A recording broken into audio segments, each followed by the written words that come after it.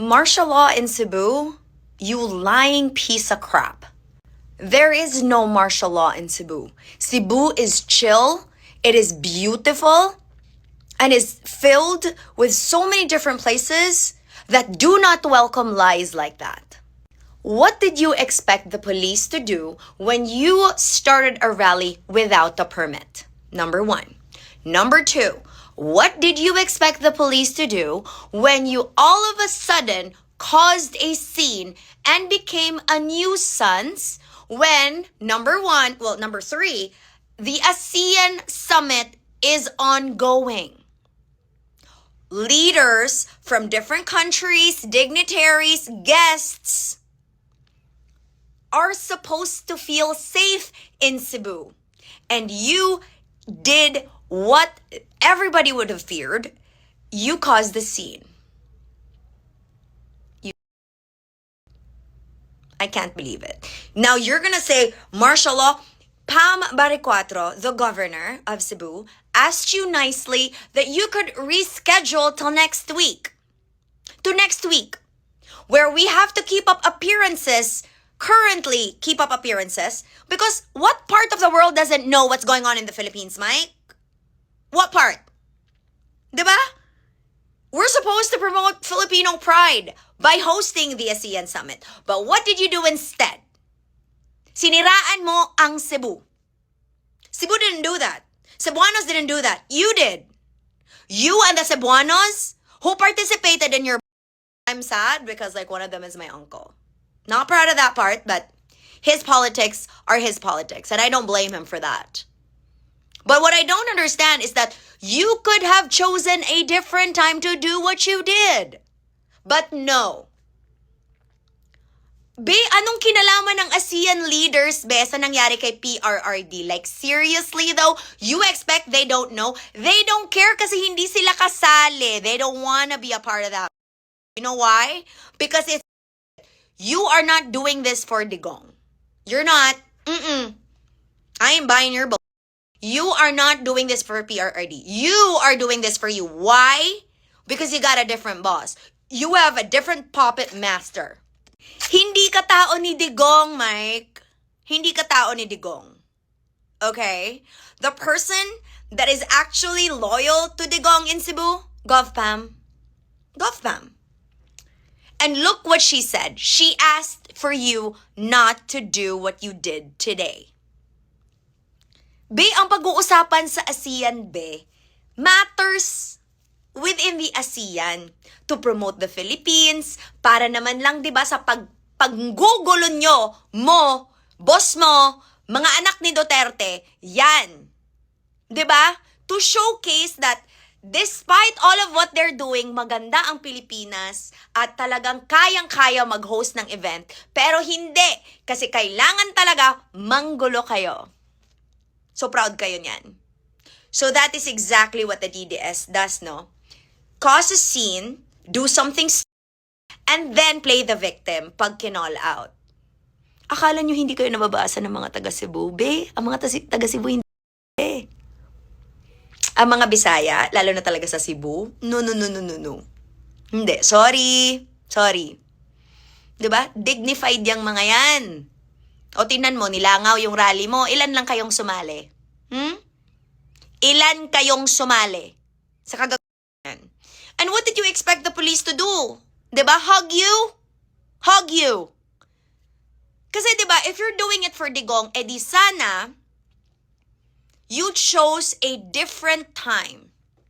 You chose a time that you don't have to play the victim. Because if you want to be heard, if you want to show how corrupt the government is, that's not the way. That's not the way.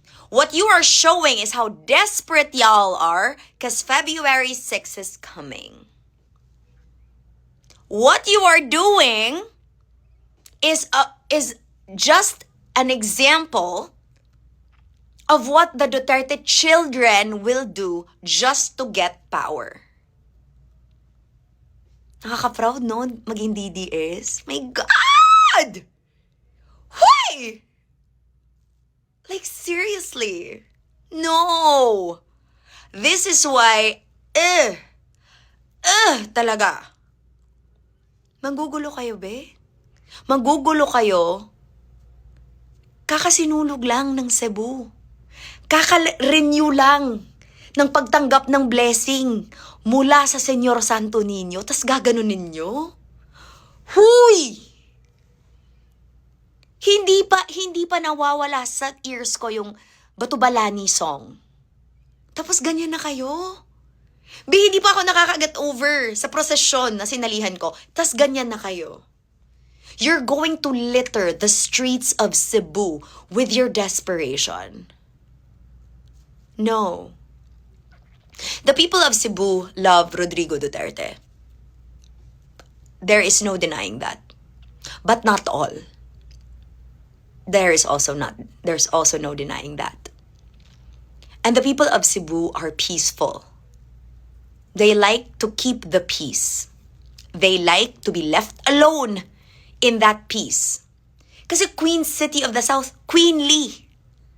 From the word. And then you litter it with your politics. Diba? Tapos yung kaalyado nyo, yung governor, na hiningi sa inyo yung pabor na sana wag man lang, tulong na lang. Kasi if you're doing it for Digong, stop using that bullshit. Because the only one that can help Digong right now, honestly, not all of your bullshit. Only Kaufman can. Only his legal team can, not even his children. Okay? Kung hindi ka abogado ni Digong, wala kang tulong maigagawa kahit pa umiyak ka ng dugo. Kahit pa okay? There is no helping him. There is no amount of causing a scene and asking for attention from the ASEAN leaders. They don't give a fuck. They don't give two fucks, Mike. And then now, ang ginawa mo, siniraan mo pa yung Cebu. You get what I mean? Siniraan mo ang Cebu na hindi deserve ng Cebu. Hindi deserve ng Cebu yan. Kasi, show to ng Cebu, Mike eh. Moment to ng Cebu na, oh my God, kahit napakagulo na sana ng Pilipinas, diba? Kasi ginugulo nyo yan nyo, may ASEAN. Oh my gosh, ang ganda, nag-effort ang daming nag-effort. New Star pag dinaos. One of the most beautiful places to hold a conference in. And then you happen. You happen. What a disgrace. Shameful. Grabe kayo, guys. And remember shit like this is the reason why Digong is gonna stay in the ICC. This is another source of evidence to keep him there. Because of his supporters that act like you do. But to be honest, hindi naman kayo totoong supporters. Ang ginagawa nyo para sa sarili nyo naman yan. Ang ginagawa nyo, it's not for Digong. Ang ginagawa nyo, more than anything else, is for Sara. Nakakatawa pa kayo. Dami-daming supporters ni Sara na gusto siya maging presidente. Hindi nga ma-spell ng maayos yung pangalan niya. Ang basic na nga lang ng pangalan, wrong spelling pa. Ano yan, be? Si Sara Geronimo? Mas siguro mas okay pa ang Pilipinas kung si Sara Geronimo yung presidente. Sa totoo lang. Gwapo pa yung asawa niya. Diba? So, come on, guys. My goodness.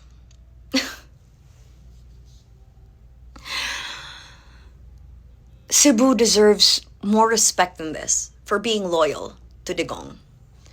It deserves to be celebrated as a city that is in the middle of Manila and Davao and yet is pristine and chill and calm, and it's my home now. And you're causing a scene. You stupid. I could not describe you better than that. You really are. Good night. Ingat.